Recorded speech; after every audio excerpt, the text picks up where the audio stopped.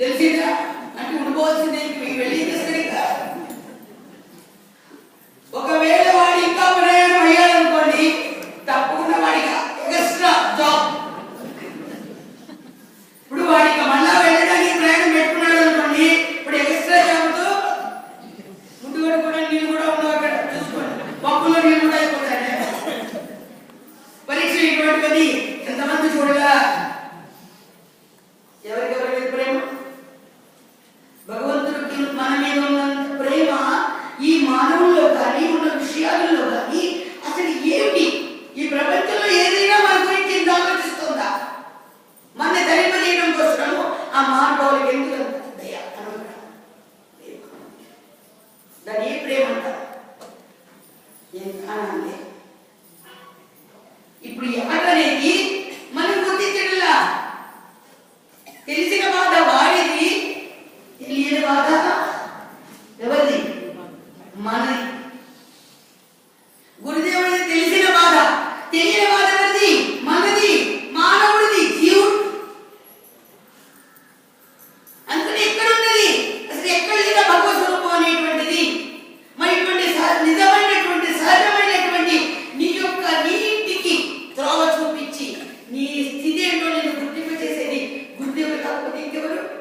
సోహం సోహం సోహం శివోహం అనేటువంటిది ఏది? అది నేను, ఆ శక్తి, ఆ శక్తి తాను అనేటువంటి దాన్ని గుర్తింపు చేయడం కోసం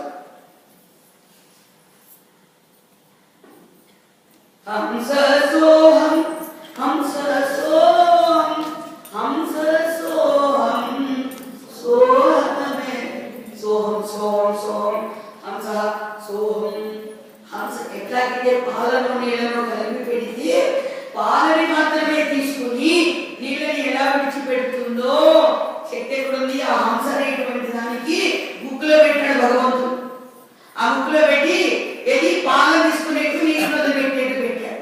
మానవ జన్మించినందుకు పరమహంస స్వరూపుడైనటువంటి జగద్గురు దేవుడు మనకి ఎటువంటి అవకాశాన్ని పెట్టాడు? వివేక దృష్టి. ఈ నిత్యానిత్యము సత్యాసత్యములు అనేటువంటి ఈ జగత్తులో మనల్ని సృష్టించి